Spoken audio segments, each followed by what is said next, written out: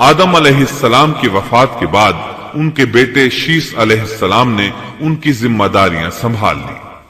اب تبلیغ کا کام انہیں کرنا تھا۔ ادھر قابیل جو نرم زمین میں جا آباد ہوا تھا، اس کی اولاد نے فتنہ و فساد اور سرکشی کی زندگی اختیار کی۔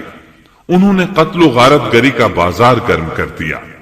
یہ لوگ آدم علیہ السلام کی قوم کے پاس سے گزرتے تو وہاں بھی فساد مچاتے۔ ابن عباس رضی اللہ عنہما سورۃ الاحزاب آیت 33 کی تفسیر کرتے ہوئے فرماتے ہیں، پرانے زمانے کی جاہلیت کی طرح اپنے بناؤ کا اظہار نہ کیا کرو۔ اس وقت دو نسلیں آباد تھیں، ایک پہاڑ پر اور دوسری نرم زمین پر۔ پہاڑوں کے مرد خوش شکل تھے، عورتیں سیاہ فام تھیں، جبکہ زمین والوں کی عورتیں خوبصورت تھیں اور مردوں کے رنگ سانولے تھے۔ اب ابلیس نے اپنا کام شروع کیا۔ وہ انسانی شکل میں نرم زمین والوں کے پاس آیا اور ایک شخص کا غلام بن کر رہنے لگا۔ پھر اس نے بانسری شکل کی ایک چیز ایجاد کی اور اس کو بجانے لگا۔ لوگ اس آواز پر لٹو ہو گئے، اس کے گرد بھیڑ لگا کر سننے لگے۔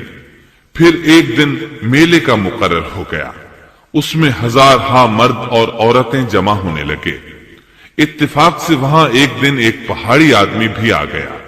اس نے میدانی عورتوں کے حسن و جمال کو دیکھا۔ اس نے اپنے قبیلے والوں سے ان کے حسن و جمال کا ذکر کیا۔ اب وہاں کے لوگ کثرت سے میدانی علاقے میں آنے لگے۔ اس طرح آہستہ آہستہ مردوں اور عورتوں میں اختلاط بڑھا، بدکاری اور زناکاری عام ہوئی، جبکہ یہ سب کام شیس علیہ السلام کی شریعت میں حرام تھے۔ یہ سب بیان کرنے کے بعد ابن عباس رضی اللہ عنہما کہتے ہیں، اللہ تعالی کے قول وَلَا تَبَرَّجْنَ تَبَرُّجَ الْجَاهِلِيَّةِ الْأُولَى کی یہی تفسیر ہے، اور قدیم جاہلیت سے یہی مراد ہے، کیونکہ ان لوگوں نے زمین میں ایک عظیم فساد اور انتشار برپا کر رکھا تھا۔ شیس علیہ السلام اپنی قوم کے لوگوں کو سمجھاتے رہے کہ وہ ان شریر اور فسادی لوگوں کے ساتھ میل جول نہ رکھیں، لیکن شیطان مسلسل انہیں ورغلاتا رہا، یہاں تک کہ شیس علیہ السلام کے ساتھ بہت تھوڑے لوگ رہ گئے اور قابیل کی قوم میں بہت اضافہ ہو گیا۔ لوگ یوں ہی زندگی بسر کرتے رہے، یہاں تک کہ اللہ تعالیٰ نے ان میں ادریس علیہ السلام کو مبعوث فرمایا۔ اس بار ہم آپ کے لیے پیش کر رہے ہیں قصص الانبیاء۔ انسان کی فطرت میں کہانی یا قصص سے دلچسپی روز اول ہی سے پائی جاتی ہے۔ قصص کا لفظ عام طور پر کہانی یا داستان کے لیے استعمال ہوتا ہے، لیکن قرآن مجید میں انبیاء کے جو قصے بیان کیے گئے ہیں ان کی غرض و غایت کچھ اور ہی ہے۔ اللہ تعالیٰ نے انسانیت کا آغاز فرماتے ہی انبیاء کا سلسلہ شروع فرمایا۔ انبیاء اور رسول پے در پے آتے رہے۔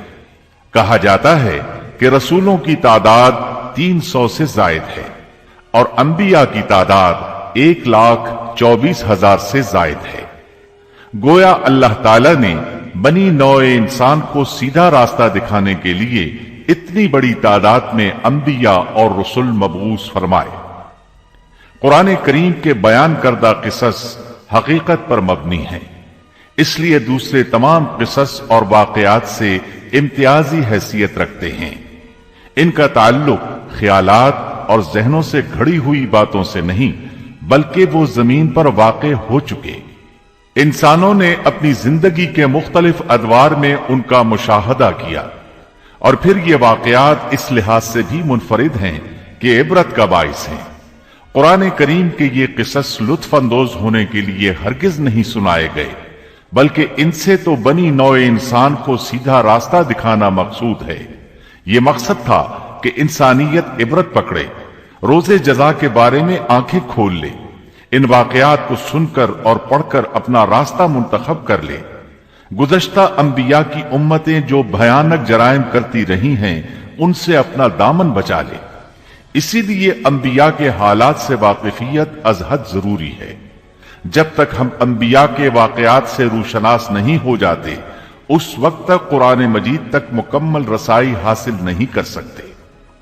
کتنی بار سیدنا آدم علیہ السلام کا قصہ بیان ہوا، کتنی مرتبہ نوح علیہ السلام کا تذکرہ ہوا، اسی طرح موسیٰ علیہ السلام اور بنی اسرائیل کا ذکر آیا، فرعون کا واقعہ بیان ہوا۔ موسیٰ علیہ السلام اور فرعون کا ذکر تو قریب 70 مقامات پر آیا ہے۔